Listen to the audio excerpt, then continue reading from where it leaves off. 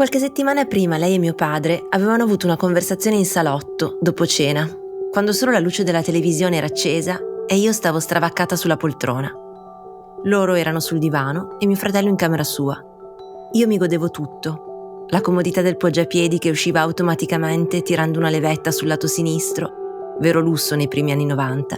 Il tepore del termosifone su cui mi appoggiavo fino a che non sentivo i piedi bruciare. La soddisfazione della mia vita che proseguiva lineare e potente verso l'espansione, a suon di bei voti, collettivi studenteschi e infatuazioni sempre corrisposte. «Perché mi dici questo? Cosa ti hanno detto?» gli chiedeva lei. «Niente, però potrebbe accadere e voglio che tu sia preparata». «Potrebbe accadere?» «Sì, non succederà, ma se fosse devi chiamare l'avvocato». Si erano alzati ed erano andati nello studio di mio padre. Non avevo chiesto nulla, non mi ero alzata, non li avevo seguiti.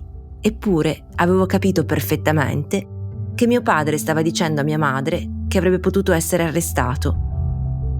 Non sapevo di far parte di un sistema che stava crollando, oppure ero consapevole che non era più possibile scostarsi, che tanto valeva aspettare comoda la fine di un'epoca.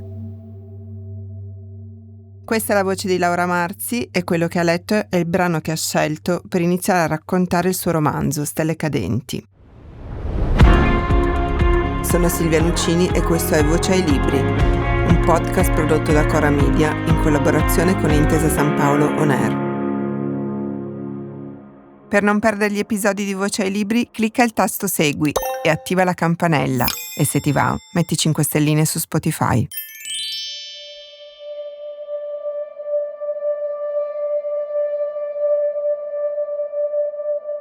È il 1993, l'inchiesta a Mani Pulite sta chiudendo la Prima Repubblica e il dottor Arturo Montella, segretario della sezione della Regione Piemonte della Democrazia Cristiana, viene arrestato sotto casa, mentre è con suo figlio Edoardo, a cui ha appena comprato un paio di Nike. In casa ci sono l'altra sua figlia, Ludovica, 17 anni, e la tata Rosa, che si prende cura di tutti perché la mamma, Marina, è sempre molto impegnata, soprattutto a esistere lontano da loro, e per questo non c'è mai. Inizia qui il racconto della caduta dei Montella, che ha la voce e lo sguardo di Ludovica, che per 30 anni testimonia le conseguenze di quel momento che ha cambiato i destini di tutti. Potremmo dire nel bene e nel male, come si dice di solito, ma qui poco bene, molto male. Quel padre rigido, apparentemente integerrimo, abituato però a venire omaggiato come un piccolo monarca, a riempire il frigo, a far felice la moglie con gli alberghi a 5 stelle, cambia, e tutti cambiano di conseguenza intorno a lui, cercando una nuova identità. La moglie Marina la cerca nella spiritualità facile, Edoardo nella truffa e nel disprezzo, Ludovica nello studio e nella solitudine. Laura, vorrei iniziare da lei, da Ludovica, Sì. la protagonista di questa storia. Una ragazza e una donna che io ho avuto l'impressione di aver conosciuto e incontrato tante volte nella mia vita. Una che al liceo e nel collettivo, poi pian piano si allontana dalla politica, smette di credere nelle cose in cui credeva, la politica appunto, l'idea che lo studio e il suo dottorato faranno di lei forse una futura presidente del Consiglio, e anche l'idea di un uomo da amare per sempre. C'è un grande inganno di cui lei è vittima o è semplicemente la vita che va così? Io penso che Ludovica sia, appunto, come tu dicevi, l'esempio di una vita, di una storia che può capitare tante volte per ragioni diverse. A lei succede che questa parabola discendente, appunto, questa perdita degli ideali, ma anche delle aspettative e quindi poi anche delle illusioni, accada in relazione all'arresto del padre Arturo Montella, ma ci sono tante ragioni per cui una famiglia decade, tante ragioni impreviste. Può succedere un fallimento e quindi un decadimento economico, può succedere una tossicodipendenza, un lutto. Nella famiglia Montella accade, appunto, Mani Pulite, e Ludovica diventa un esemplare, secondo me, abbastanza tipico della sua generazione, di una persona che è cresciuta credendo che la propria vita sarebbe andata sicuramente in una determinata direzione e che poi cambia radicalmente.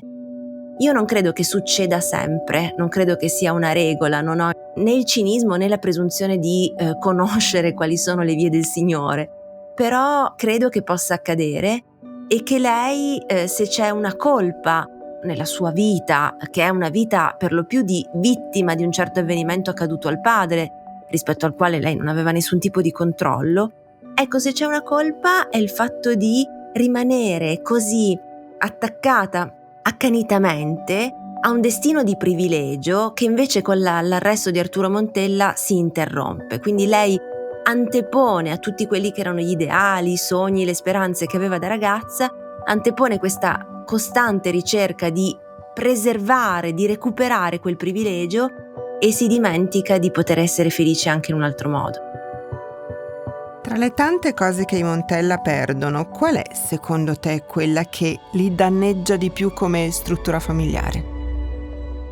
Secondo me quella unità che era data da quest'aura, da questo lucchetto cosmico, io lo definisco, che era l'autorità di Arturo Montella e che quindi ovviamente era un'unità basata in qualche modo su un'illusione, perché appunto il romanzo si apre con l'arresto di Arturo Montella, al di là che Arturo Montella sia colpevole o no di ciò che i giudici di Mani Pulite gli imputano, in ogni caso lui perde quel ruolo non lo merita più, quindi il ruolo di tenere unita la sua famiglia in nome di questa sua autorità.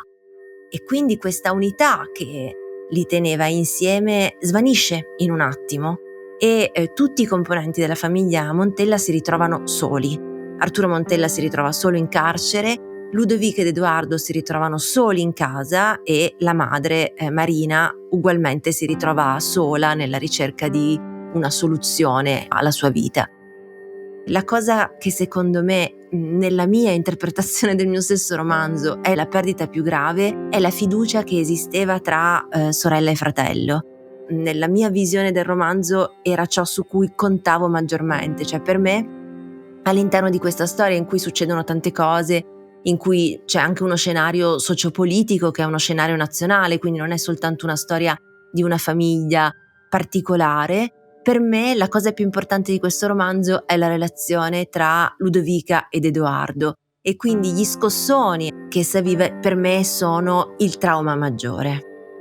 Questa storia, dicevi, inizia con Mani Pulite, che è stato simbolicamente il momento della resa dei conti. I giudici, i processi, le manette, il carcere, i suicidi in carcere di chi, o a casa di chi quella colpa non è riuscito a sopportarla. Ecco, la colpa, volevo parlare di questo, mi sembra un tema del tuo libro. Sì. Qualcosa da cui nessuno dei tuoi personaggi in qualche modo sfugge o esente. Sì, io ho una sorta di ossessione o comunque un interesse molto forte sul concetto di colpa, perché credo che in realtà nessuna e nessuno sia davvero innocente e che questa sia un'evidenza e che seppure sia un'evidenza continuiamo ad addossarci costantemente delle colpe. Nelle famiglie questo avviene tantissimo, avviene nelle relazioni più strette. Nel caso di Montella, come tu giustamente dicevi, nessuno è innocente. Paradossalmente l'unico colpevole è il padre, perché è lui che viene indagato, è lui che viene arrestato, è lo Stato stesso che lo considera colpevole, lo incarcera. E quindi crea una serie di vittime, la moglie, Edoardo il figlio, Ludovica la figlia. Però nessuno di loro è innocente, non tanto perché compiano, certo Edoardo compie dei fatti che possono essere più facilmente definiti come colpe in senso prototipico, ma più che altro nessuno è innocente perché nessuno riesce a uscire dal proprio ruolo sociale. È come se la vera condanna, per quanto riguarda la famiglia Montella, è il fatto di appartenere all'alta borghesia e la difficoltà di rinunciare a quel tipo di condizione. E poi c'è una colpa che è una colpa affettiva in qualche modo, è come se nessuno di loro riuscisse ad anteporre ai propri obiettivi personali o anche ai propri drammi personali la necessità, la volontà di dire all'altro di volersi bene, di starsi vicino, di starsi accanto. E quindi credo che la maggiore colpa di ognuno di loro alla fine sia l'egoismo. A un certo punto Ludovica parla dei suoi genitori e dice che si occupano soltanto della loro dignità, in qualche modo del loro decoro. e li descrive come stelle lontane, troppo prese dalle loro vite per avere un vero contatto emotivo con i figli. Quindi, evidentemente, le stelle cadenti del titolo sono loro e tutta questa famiglia, guidata da questi due genitori così distanti. Ma leggendo il tuo titolo io mi ero fatta un'altra idea del romanzo, perché se pensiamo noi alle stelle cadenti non ci viene in mente la loro morte astronomica, non so se si dica così, ma pensiamo a quell'occasione magica in cui noi esprimiamo un desiderio quando le vediamo in cielo. Dove sono i desideri in questa storia? Un desiderio c'è sicuramente e c'è verso la fine del romanzo, c'è proprio l'esplicitazione di questa possibilità di esprimere ancora un desiderio. E per quanto riguarda tutto il resto della storia, il desiderio di Ludovica, in primo luogo nella prima parte è un desiderio d'amore e secondo me in quel caso è un desiderio d'amore sincero nei confronti di Tommaso, è il suo primo amore, lì c'è anche un desiderio sessuale prepotente, schietto, come può essere quello che si prova a 18 anni. E poi, c'è il desiderio di Arturo Montella dopo la scarcerazione di continuare a essere ritenuto vincente, qualsiasi cosa faccia, anche se si tratta di comporre delle ricette regionali. C'è il desiderio della madre di riuscire a trovare comunque una dimensione e un senso, dopo che suo marito è stato arrestato e che quindi lei ha perso quello che era un po' la sua missione. Quindi sì, da una parte esistere anche al di là del matrimonio con Arturo Montella, ma anche essere la moglie di Arturo Montella, quindi avere quel tipo di ruolo sociale. Il desiderio che preferisco paradossalmente è il desiderio più controverso, quindi è quello di Edoardo, perché alla fine quello di Edoardo, che è un desiderio di rivalsa, che è un desiderio nascosto, che è un desiderio a cui lui non riesce a dare il giusto spazio, poi diventa un desiderio di libertà ed è quello appunto su cui io ho puntato maggiormente. Ludovica ha dei rapporti molto, mi viene da dire, tradizionali con gli uomini che la circondano. Sopporta molte cose anche brutte da parte di suo fratello Edoardo, sopporta l'ego smisurato di un compagno molto più grande di lei, sopporta l'indecisione di un uomo sposato, sopporta tutti gli uomini che le guardano le tette e sopporta le decisioni del suo primo grande amore, che a un certo punto si allontana. Anche del padre è vittima sicuramente, ma a loro mi è sembrato comunque un rapporto meno passivo, più autentico degli altri, con gli altri uomini di questa storia. Come hai creato queste dinamiche coi maschi? Sì, questo è tuttora una questione un po' spinosa per me, perché io sono una persona che pratica il femminismo, quindi nelle associazioni, nelle riviste da molti anni, ho un dottorato in studi di genere. La mia è proprio una vita in relazione con le altre donne per la costruzione di progetti. Infatti mi è stato anche un po' rimproverato da alcune, femministe storiche con cui lavoro da molti anni, che Ludovica non è femminista. No, Ludovica non è femminista, ma perché io non credo, purtroppo anche, che, una parte della narrativa corrente, quella contemporanea, che racconta molto di donne eroine, donne emancipate, donne che anche in un passato lontano hanno avuto il coraggio di ribellarsi ai mariti, al regime, non credo che, nonostante sono sicura che queste donne siano esistite, non credo che sia esattamente non solo la norma, ma non credo neanche che sia quello il servizio che deve rendere la narrativa, la letteratura. Io ho una idea della letteratura come strumento di analisi della realtà, di fotografia, di messa in scena di quello che avviene.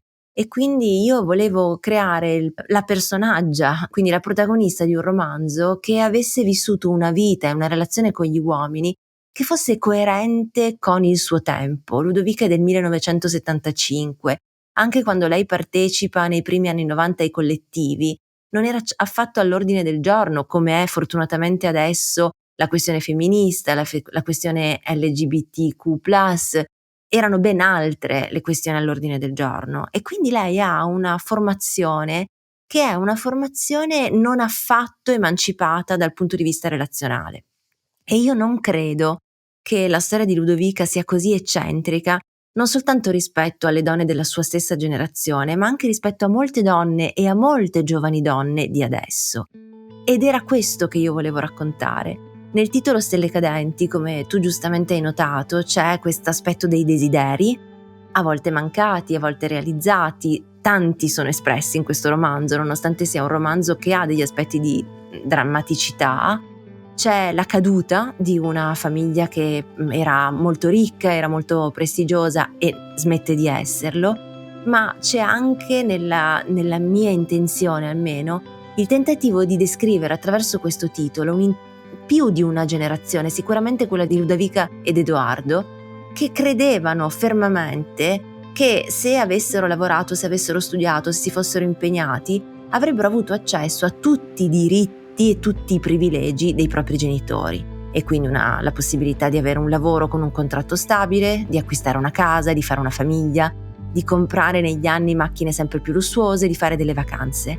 A un diciottenne che era nato nel 75, se avessimo domandato che cos'è il precariato, non lo avrebbe mai saputo. E insieme a questo tipo di approccio alla realtà c'era anche un approccio alla relazione, e cioè una donna dell'età di Ludovica, una ragazza dell'età di Ludovica, credeva davvero che il primo amore avrebbe potuto essere suo marito e che quindi quello sarebbe stato l'uomo di tutta la sua vita, quello con cui fare dei figli, quello in qualche modo da sopportare, da assecondare. E ripeto, io non sono sicura che questa non sia la condizione di molte donne adesso, e io volevo raccontare una donna vicina alla realtà, piuttosto che costruire una personaggia che fosse soffocata dalle mie idee politiche. Quando Ludovica cresce, la ragazza che è stata scompare e diventa solo Ludo, una voce dentro di lei, che le ricorda costantemente quanto abbia tradito i suoi sogni. Non credi che quella voce ce l'abbiamo un po' tutti, anche solo per il fatto di esserci allontanati dai noi stessi ragazzi? Sì, io ne sono sicura. Leggevo proprio stamattina un bel libro di Elena Rui, Vedove di Camus, edito da Lorma. Appunto c'è questa personaggia che l'autrice inventa, esistita realmente, Maria Casares, un'attrice di teatro che è stata amante di Camus, e Rui attribuisce a Maria Casares questo pensiero che siamo in realtà sempre le stesse, sempre gli stessi. L'unica cosa che possiamo imparare nel tempo è un certo distacco, una certa indifferenza che derivano dal fatto che abbiamo esperito quante cose non siano sotto il nostro controllo. E trovo che questo tipo di riflessione si adatti molto bene a Ludo e a Ludovica, perché Ludo esiste ed è una parte vitale, e appunto credo che esista in tutte noi, e Ludovica si distanzia da Ludo proprio per questa sua rassegnazione, che è dovuta al fatto di non essere riuscita a realizzare, a mettere in atto alcune delle sue intenzioni e dei suoi desideri principali. Però Ludo le ricorda la sua vera natura, infatti è lei, è Ludo la chiave di volta del romanzo. Nel romanzo ci sono anche delle pagine in cui Ludovica riflette sulla maternità, raccontandola come una cosa a cui semplicemente non ha pensato prima che fosse troppo tardi per farlo. Io ho la sensazione che Ludovica sia rimasta anche forse troppo a lungo figlia e prigioniera di una nostalgia per diventare madre. Tu che cosa ne pensi? Sì, mi sembra un'ottima intuizione. Rispetto alla maternità mi piaceva raccontare di una storia in cui non esistesse il dramma più che comprensibile di un desiderio di maternità che non riesce a essere realizzato, oppure il dramma di un desiderio di maternità poi interrotto da un aborto spontaneo, insomma tutta una serie di possibili diramazioni, no, di questa storia che giustamente sono maggiormente raccontate. Invece Ludovica in questo caso, e secondo me come molte donne, non ha anteposto la maternità, perché essendo figlia di quella generazione ha anteposto la carriera, e a un certo punto si è trovata senza figli e non ha potuto fare altro che prenderne atto. E rispetto a quello che tu dicevi, e che ci riporta anche a quello che dicevi prima, che è molto importante, quindi il rapporto di Ludovica con il padre, è quella veramente la sua relazione principale.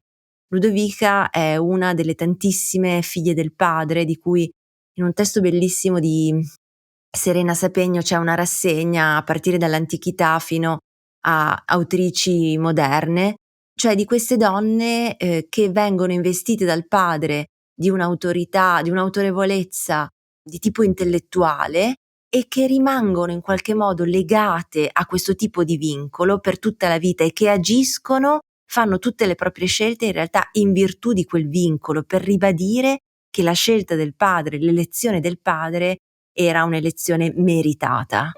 E quindi sicuramente Ludovica rimane troppo legata alla propria famiglia d'origine, anche in un modo contorto, come spesso accade, non in un modo troppo strano, ma in un modo stretto, e questo le impedisce anche di darsi la libertà di entrare in un altro tipo di relazione, che è una relazione amorosa quantomeno paritaria, in cui comunque lei riesce a esprimere il proprio desiderio, e poi di conseguenza in una relazione con un figlio a venire.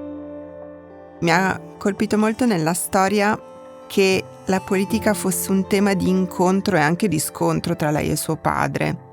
Mi sembra che quel tipo di dialogo, ovviamente anche dialettico, nelle famiglie non esista più, che le generazioni dei padri e dei figli non parlino proprio più di politica. E mi è venuto un po' di nostalgia, vabbè. Non so se tu sia d'accordo su questa mia sensazione che questo tema si è smarrito all'interno delle famiglie, e se lo fossi ti chiederei secondo te perché è successa questa cosa. Sì, io sono profondamente d'accordo.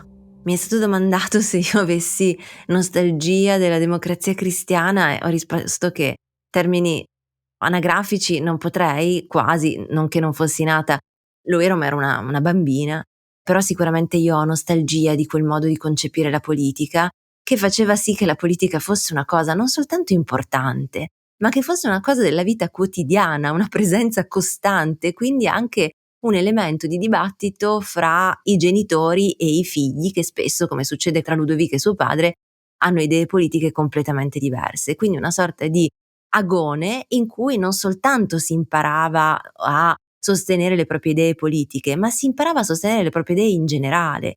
E questo comportava da parte dei genitori o anche una responsabilizzazione nei confronti dei figli, cioè a un certo punto io padre, io madre, ti reputo abbastanza grande da sostenere con me una conversazione su un tema che è un tema da adulto.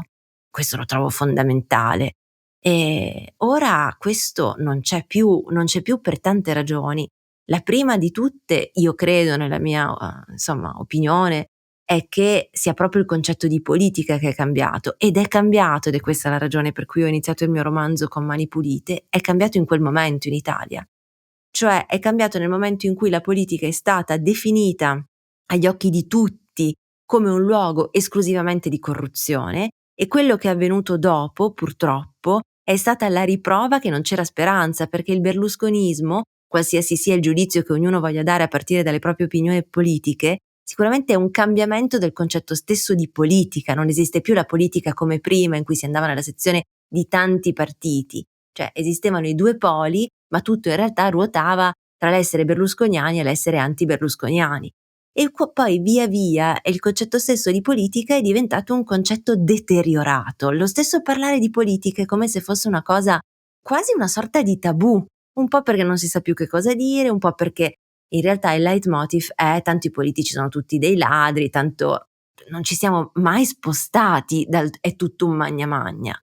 E poi da un punto di vista invece più relativo al rapporto tra genitori e figli, intanto sottolineiamo che i genitori di adesso sono proprio i coetanei di Ludovica, quindi sono proprio quella generazione estremamente delusa.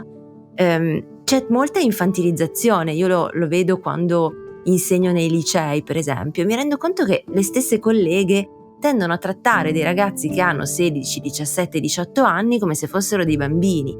Questo non accadeva, ma perché i nostri genitori non ci trattavano così. Cioè probabilmente ignoravano. C'è un brano del romanzo di cui io sono particolarmente contenta perché secondo me dice tante cose. Adesso si sente spesso dire no, allora che attività fa tuo figlio, che attività condividi con tuo figlio, e io nel romanzo scrivo che se lo avessero chiesto ai genitori di ragazzi del 75, che attività svolge con suo figlio, ma quelli sarebbero sbottati a ridere appunto fumando grosse sigarette in faccia al cronista. C'era proprio tutta un'altra tipo di impronta pedagogica che, di nuovo, rispetto alla quale non è che io voglia né dare un giudizio estremamente positivo né lodare troppo, però che sicuramente contribuiva a rendere i ragazzi e le ragazze adulte e quindi più consapevoli, e delle persone più consapevoli sono dei cittadini più consapevoli.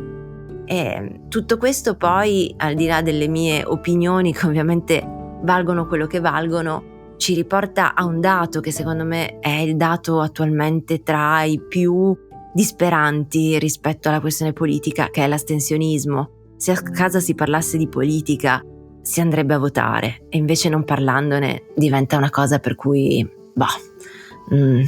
nessuno pensa che sia importante quando è fondamentale. Abbiamo dato voce a Stelle Cadenti di Laura Marzi, Mondadori Editore.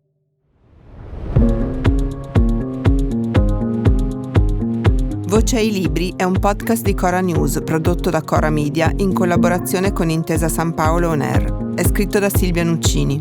La cura editoriale è di Francesca Milano. In redazione Ilaria Ferraresi.